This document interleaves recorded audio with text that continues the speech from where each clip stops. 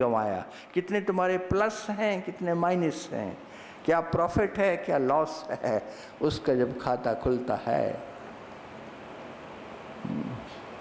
तो वो तुम्हारे सारे जो पापों की लिस्ट है उस पर कांटा मार देता है और तुम्हें गले लगा लेता है।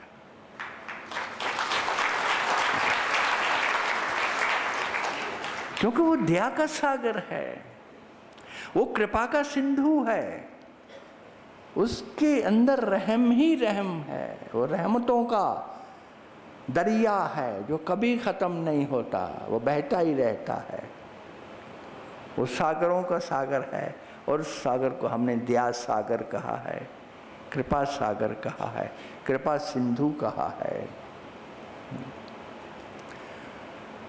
तुम ही भाग रहे हो, बेटा ही बाप से मुनकर हो गया है, बेटा ही भागता जा रहा है। सुनो उसकी आवाज़, ये छोटे से बच्चे ने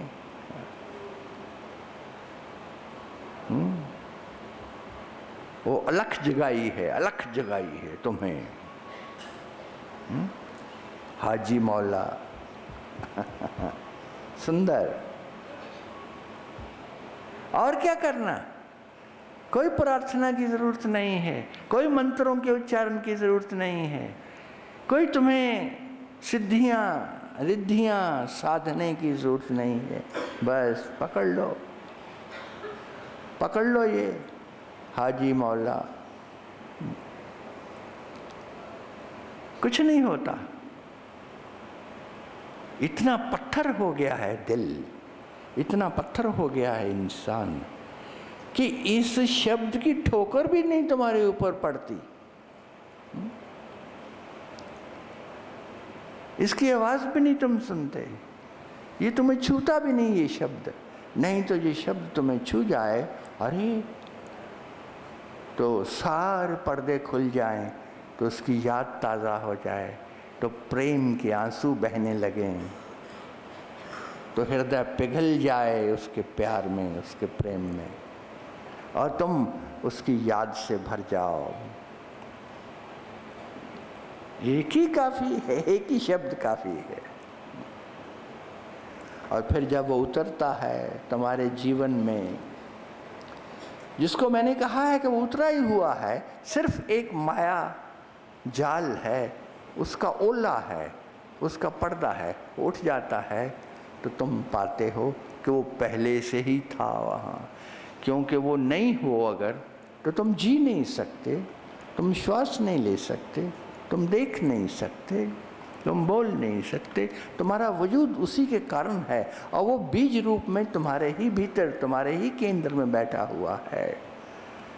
लेकिन जिस दिन तुम पाते हो कि वो रहा मेरे चिदाकाश में, चिदाकाश वो जो आंगन तुम्हारे भीतर का है, ये जो तुम्हारा घर है, ये शरीर रूपी जो तुम्हारा मंदिर है या मस्जिद है, इसके भीतर का जो घर है, इसके अंदर जो आंगन है, उस आंगन में जब उतरता है तुम्हारे ही अंदर, तो तुम पूछते हो कैसा लगेगा, कैसा लगेगा।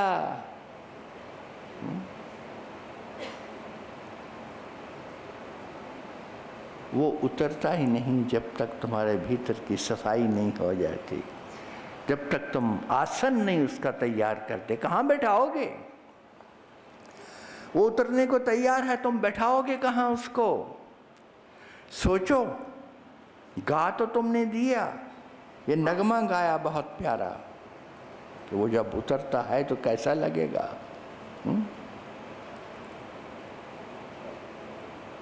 वो उतरता ही तब है जब तुम्हारे भीतर स्थान हो। बार बार वो दस्तक देता है, बार बार वो तुम्हें आकर के झकझोरता है। कभी उसकी हवाएं आकर के तुम्हारे दरवाजे पे दस्तक देती हैं, तुम कहते हो अरे कोई तूफान होगा, कोई झोंका होगा, कोई आया होगा, तुम खोलते नहीं द्वार। कभी फूल खिलते हैं तुम्हारे आंगन में, तुम्हें पता नहीं कि परमात्मा ही खिला है, लेकिन तुम देख नहीं पाते, आंखें पथरा गई हैं, आंखों में वो संवेदनशीलता नहीं है, तुम पकड़ नहीं पाते उसको। कभी वो राह चलते हुए किसी भिखारी की नज़रों से तुम्हें झांकता है, तुम फिर निकल जाते हो। पत्थर जो रखे हैं अंदर, हृदय जो बड़ा पाषाण हो गया है, तुम्हें वो दिखाई नहीं देता। जिसने तुम्हें हर दिशा से घेर रखा है, 11 दिशाओं से जिसने तुम्हें घेर रखा हुआ है, वो तुम्हें दिखाई नहीं देता। दिखाई तब दे जब तुम उसके लिए द्रवित होते हो, जब उसके लिए बहते हो, जब आंखें तुम्हारी खुलती हैं, तो वो तो सदा आने को तैयार है, सदा बैठने को तैयार है। कभी वो बादलों की गरज बन करके गूंजता है आकाश में, कभी वो बरसता है तुम्हारी छत पर मेह बन करके, लेकिन तुम्हें नहीं पता लगता, होश ही नहीं आती, पता ही नहीं लगता, क्योंकि होश कहीं और है, ध्यान कहीं और है, मन कहीं और है, मन उन चालों में है। मैंने कल तुमसे कहा कि वर्तमान में तुम होते नहीं हो। वो परमात्मा अभी इसी समय उतर सकता है तुम्हारे चिदाकाश में, तुम्हारे आंगन में, लेकिन क्या आंगन में बैठाने की जगह है?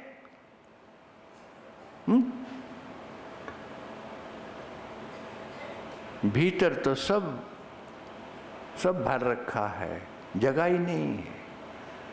भीतर तो संसार भरा है, भीतर तो तुम्हारे जज्बात भरे हैं, भीतर तो तुम्हारे अंदर वो सारी हसरतें, वो सारे ख्वाब, वो सारी आकांक्षाएं भरी हैं। भीतर तो सारे ये काम, क्रोध, लोभ, मोह, अहंकार, ईर्ष्या, द्वेष, घृणा, चिंता, ये सब भरी। और नहीं तो वो जो दिन रात तुम्हारे भीतर चलता है मन के चक्कर, उन्होंने ही ऐसा व्यस्त कर रखा है, उन्होंने ही ऐसा भर रखा है तुम्हें अंदर से कि कहाँ जगह है। वो मुझसे पूछता है भगवान कब आएंगे? भगवान तो आए हुए हैं, भगवान तो आए हुए हैं, तुम कहाँ बैठाओगे उसको? जगह है तुम्हारे भीतर, टटोलो अपने आप को, टटोलो अपने आप को, क्या क्या भर रखा है, ऊपर तक लबालब भर रखा है, एक रत्ती भर भी जगह नहीं है भीतर खाली। तुम अपने आप को खाली करो, तुम अपने आप को साफ करो, तो वो तो उतरा ही हुआ है। तुम पाओगे कि अरे ये रहा, ये रहा, यहाँ बैठ गया, ये है यहाँ। तुमने नहीं देखा, तुमने अनुभव नहीं किया, तुमने महसूस नहीं किया। मैं तुमसे कहूँ कि ये रहा, ये हथेली पे देखो, तुम देख नहीं पाओगे। कैसे देखोगे? अनुभव नहीं कर पाओगे, कैसे महसूस कर पाओगे?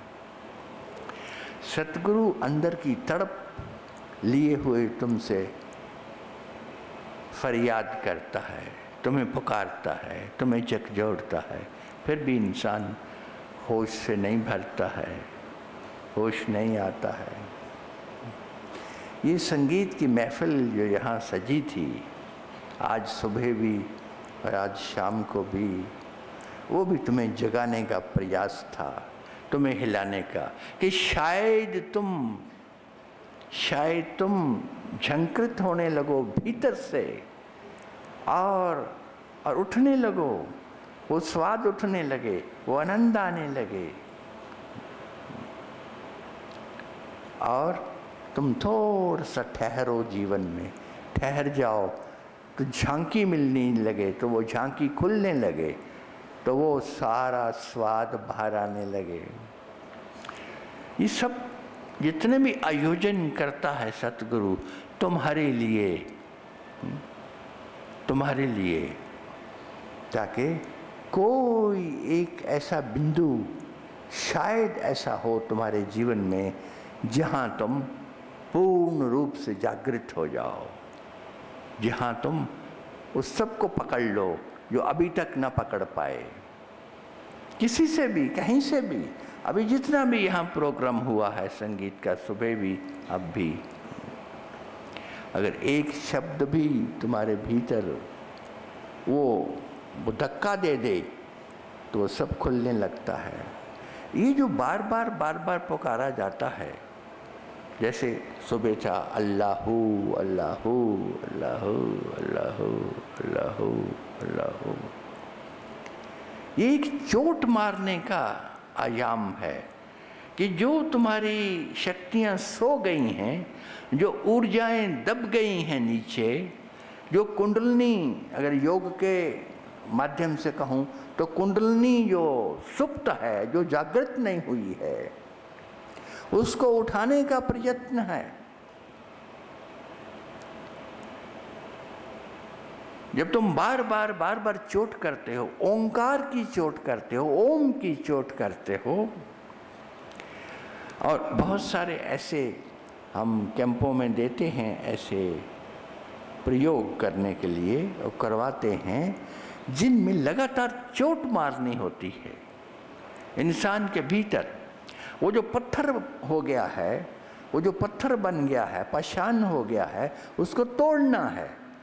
वो टूटेगा तो बाहर से भीतर से वो फव्वारा छूटेगा, तो वो फूटेगा अंदर से ही वो स्प्रिंग, और वो बाहर निकलेगा। तो यही प्रयास करते हैं जब किसी चीज़ को रिपीट किया जाता है, किसी शब्द को या किसी मंत्र को बार बार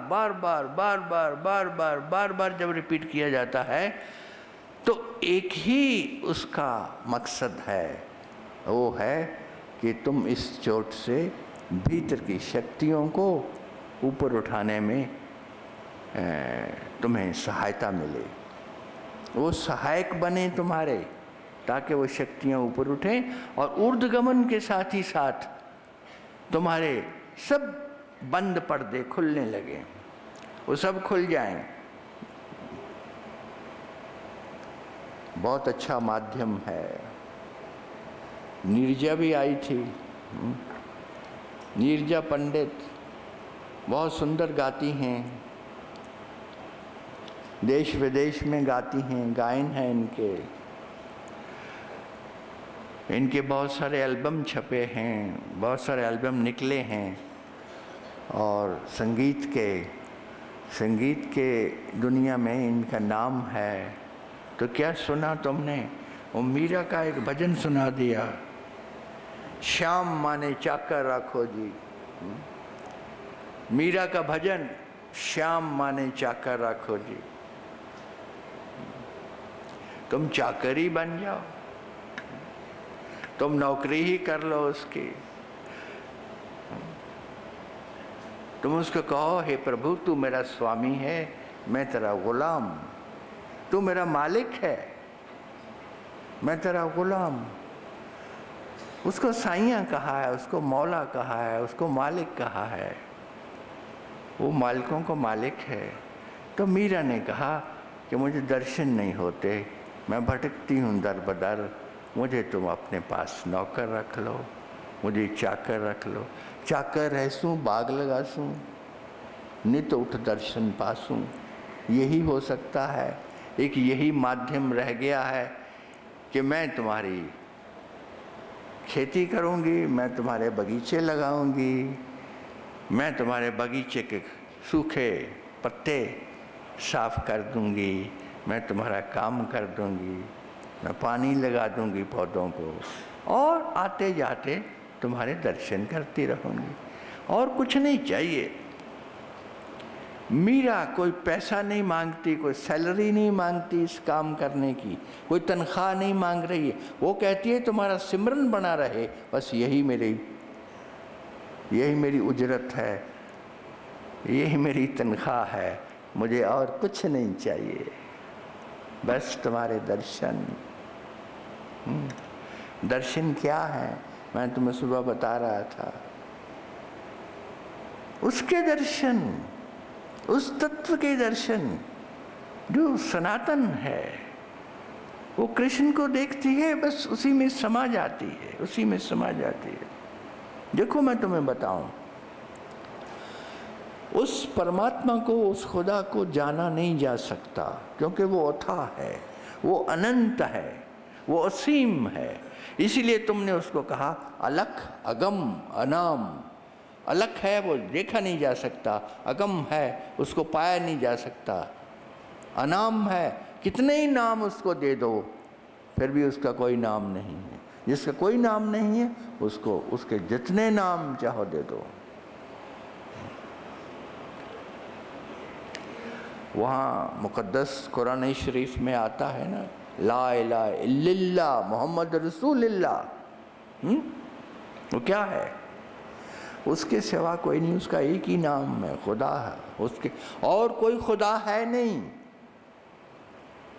लेकिन इसीलिए कहा है कि कितने ही नाम उसको तुम देते जाओ, वो एक ही रहता है, वो एक ही रहता है, उसका कोई नाम नहीं।